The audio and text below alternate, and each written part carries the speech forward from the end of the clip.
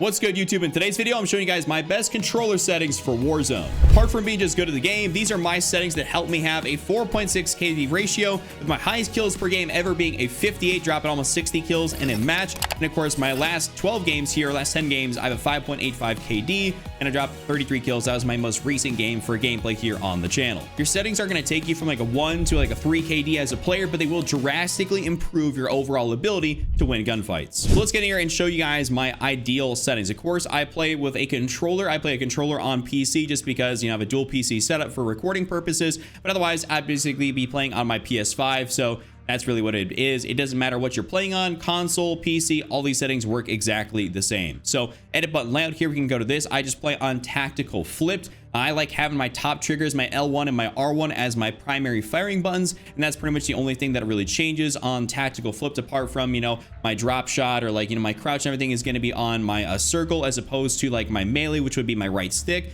So I just prefer to drop shot or, you know, do all this sort of crouching stuff with my stick as opposed to melee. I don't melee a whole lot, so it doesn't really help me all that much. Now we're going down here, bumper ping, that's off. I don't really ever need to use that. Of course, my flip L2 or L1, L2, R1, R2 is on because I play on tactical flipped. My stick layout is going to be on default. My controller vibration is on. It just feels natural to me because I always had it on for as long as I can remember. So there's no real reason for me to have it off. It's not going to make a difference in your overall playability of the game. It's not going to throw off your shot if you have it on. It's not going to make your aim better if you have it off. Personal preference at the end of the day.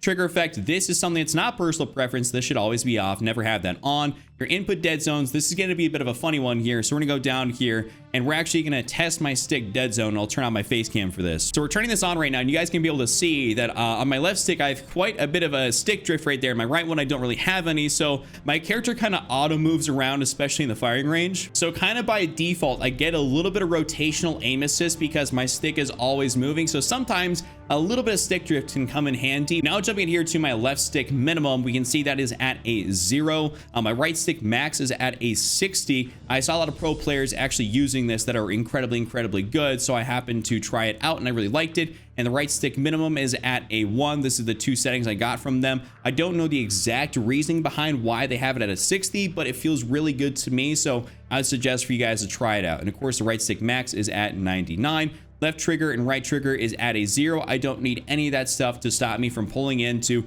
know, fire my gun, throw a throwing knife, stim shot, something like that. That does not need to be a thing. But basically, your left stick and right stick should be as low as possible in terms of your overall dead zone. There's no reason for you to have a high dead zone. That basically just delays the time in which you're getting the reaction in game. So the lower you can get it, the better. If you have a ton of stick drift, you probably should get a new controller. So just kind of keep that in mind. Now into my aiming category here, we have my horizontal and vertical stick sensitivity at a 6. I've gotten some comments of people talking about how this is very low, and to be honest with you guys, like, listen, the best players that play this game play on a lower sensitivity. So it says reset to like 4 because 4 is technically considered like a medium sensitivity. So we got low, medium, and I guess 6 would be considered almost high, but there's no reason for you guys to run something like an 18 or a 20 or anything else like that. That's just like movement, YY, like spin around, miss all your shots type of vibes right there. So we're not going for that. We're trying to be actually good and hit our shots, and that's how my aim looks sticky, is when you combine my aiming settings with my dead zone and all this sort of stuff. It all adds up together to make my shot feel very crisp and be able to hit all those shots and get those gameplays. So on my ADS sensitivity multiplier, this is at a 0.8. So basically, when I have my sensitivity, like it's a 6.6, right? I get 0.8 of that when I'm ADSing, so it slows me down even more, making it harder for me to miss those shots at longer distances. There's no reason for you to move this above a 1. That does not like increase your overall ADS sensitivity. Like that's not multiplying that. That's making it so that you get more of your horizontal and vertical. Like if you have a 6 and you increase this to 1.2, but you get like an 8 or 9 when you're ADSing, that's going to throw off your shot a whole lot, and we do not need that. So we're going to keep this at a 0.8, lower it down. Your shot will improve dramatically by lowering this down to like 0.9, 0.8. Sensitivity multiplier, this is just at a straight 1.0 across the board. No reason to switch that up. My vertical aim axis, this is just all on standard. And of course, my tactical stance sensitivity multiplier is 1.0. My aim response curve type, this is going to be on dynamic. This is basically the best aim response curve type you can have on this game. No reason for you to run linear or standard. Dynamic is just the best thing for that S-curve map. It slows you down when it needs to slow you down, and it also allows you to make those fine, you know, flick movements. You don't have to totally cross your stick all the way over to get something done. That's why I'm able to play on a 6-6 sensitivity, because it'll get that 6 right up front, and then it'll slow me down as I get over that hump, and it'll make it so that I don't overcorrect. So that is really good, and I recommend for you guys to do that. Your ADS sensitivity multiplier focus, just keep that at a 1.0. Keep this on instant. Turn off custom sensitivity per zoom. I don't believe that is going to be beneficial for anyone. You just want to leave everything the absolute same. And also, I mean, we're not using 6, 7, and 8 times multiplier. You know, we're not using 6, 7, 8 times zoom scopes on like anything. And you should just be able to use your standard sensitivity on those snipers or whatever it is you're going to be using that magnification on. So I just leave that off. Target aim assist type, of course, that's on. If anyone tells you to turn aim assist off, I mean, that's just stupid. Don't ever do that. I mean, the best players in the world play with aim assist on, and so I'm going to do the same as well. There's no reason to turn it off. I mean, obviously mouse and keyboard doesn't get it, but you have your whole arm to aim and much more fine precision. We just have thumbs and thumbsticks. We, as controller players, require aim assist. It's really tough when you play without it on. Trust me, like it's quite difficult. Aim assist type, this should be on default. A lot of people like to play with Black Ops back in the day, myself included, but with the release of Modern Warfare 3 and some different patch updates and Warzone 3, default basically has been what everyone's moved over to. If you're trying to have, you know, the crispiest feeling, plan default. Don't go for precision or focusing. Those are just two you should never consider in the first place. But if you're on Black Ops, move over to default. And if you're on default, you know, kudos to you. You already got it locked in. Aim assist type should just be on, of course. And then third person ADS, that should just be aim assist. Move on down to your motion sensor behavior is off, and we don't have to deal with any of these motion sensor advanced settings because we don't really use any of that. Now into the gameplay tab. So we have our automatic tactical sprint, and this is going to be set to automatic tac sprint. I like this because I don't have to constantly mash in my stick. It'll save your analog sticks. I've had the same controller for a while. Granted, I'm getting a little stick drift, but it's helped elongate the life of my controller. The more you mash that button in, the more you mash in your analog sticks, the faster you're gonna get stick drift. There's no reason to continuously mash that in. The only time this becomes problematic is when you are going to be using like a shotgun and you're trying to hip fire, and your automatic tac sprint will want to kick in. So if you're trying to use a shotgun, just kind of be a little bit wary of that. You might have to kind of stop and move back a little bit, or just turn it off to automatic sprint, and you don't have to do automatic tac sprint.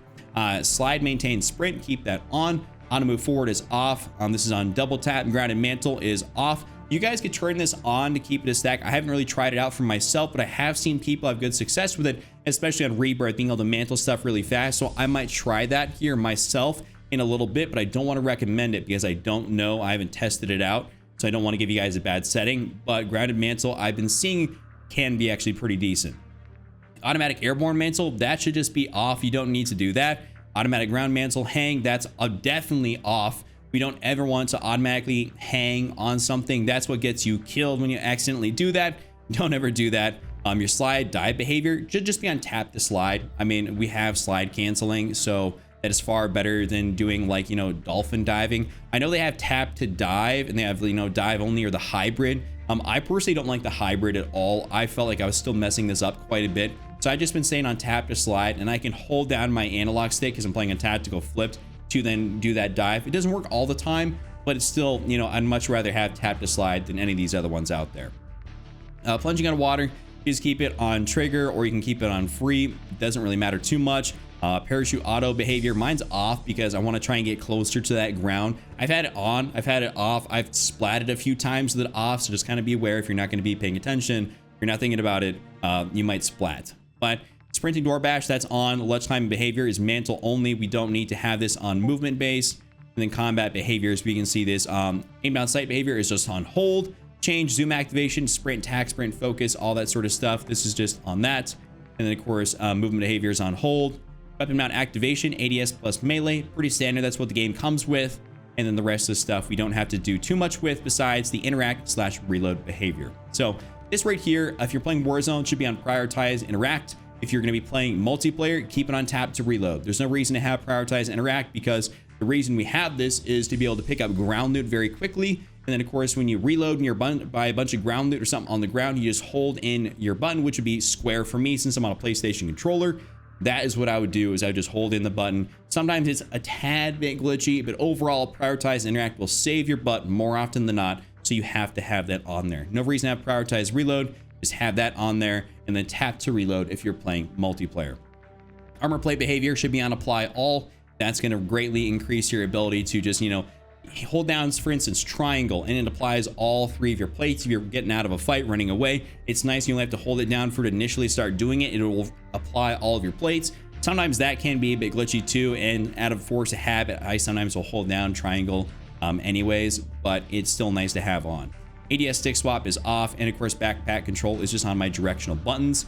And that is going to be pretty much that for all these settings down here. Now, just a couple more settings that aren't directly controller related, but do really affect how you play the game is going to be in your graphics tab underneath view. I play on 120 FOV, and this is huge. You guys should always be playing on this unless you're playing, ranked play or something like that. And if you don't feel like, 120 is beneficial for you, if you're playing public match, multiplayer Warzone, 120 is the best thing to have. And right here to double that up with or combine it with is on affected field of view. We don't want to be playing on independent, because let's say we're playing on 120 and then we're playing on independent. That means that we're going to zoom into 80 FOV on our gun. That makes your visual recoil look worse. That makes it so you can't see as much around you. It's just a whole lot of BS, and I feel like losing 40 FOV when you zoom in is like kind of a little bit weird, and that probably get me a little bit dizzy after a while, considering the amount of times I will maybe spam the trigger to get a little bit extra aim assist on someone in close range. I don't want to deal with that, so just go for affected and stay at 120, and you'll see that your gameplay feels a lot better, a lot more crispy. Your weapon field of view can just be on default. Don't keep this on wide. You don't want your gun to take up more space in your screen. You want to be able to see more of what's going on around you, so either default or narrow, it's up to you. And of course, your world motion blur and weapon motion blur should be off, and your film grain should be to absolutely 0. Don't need to make this game more grainy than it already is. We like the clarity from playing the game. For our last few settings here, we're going to the interface tab, and so I want to show you guys this real quick. So of course, your minimap should be on square, minimap rotation, all that should be on. Your crosshairs, I've gotten some comments about this one. I've got a short that's done very, very well with it, but basically I've switched it a little bit. So of course I have my center dot on, and I have my center dot on largest, so it makes it so the very center dot's gonna be the biggest it is, and my crosshairs are actually just on static. So pretty much what that does is that doesn't expand and contract more like I'm sprinting around. I don't personally like that. I like it to just be static, so I keep it exactly that way, and I feel like that gives me a great sort of understanding of where I'm aiming. So keep it on like static, put the center dot on to largest, and you'll see that your aim is improved because you have that nice center dot in your screen, and you can center it on people's basically biggest point of mass in their body, which is going to be their upper body, like their chest, which allows you for also the best general TTK, or the best TTK, because if it goes up, it hits their head, goes to the side, maybe hits one of their limbs, but it should give you the most consistent TTK overall in your aiming. Now what we're going to do is straight up also in the interface tab, the color customization, because I get some comments talking about how does my game look so crispy, and this will help you out here. This is not like NVIDIA filters or anything else like that. I've a minor color correction in my recording software, but overall this will help you out tremendously. So HUD color palette is on default for me. I haven't changed this. I haven't felt the need to change it. You guys can do that if you want to, but let's look at the color filter settings. So color filter, this should be on color filter 2. This will make the difference. Color filter 2, color filter target should be on both, not just interface or world, and world color intensity should be at 100, and interface color intensity should also be at 100. You will see a big difference in your overall game, how it looks. It'll look a lot less dry, dreary, kind of, depressing. It'll look a lot better and more colorful. You'll be able to pick people out a lot easier too. So put that on there, but that is going to be the extent of all the settings I need to show you guys. There's nothing else really in here that I feel like I need to actually go over for you. If you guys enjoyed this video, be sure to do me a favor and give it a like, subscribe for more. Check out this other video on screen, and I'll see you guys all next time.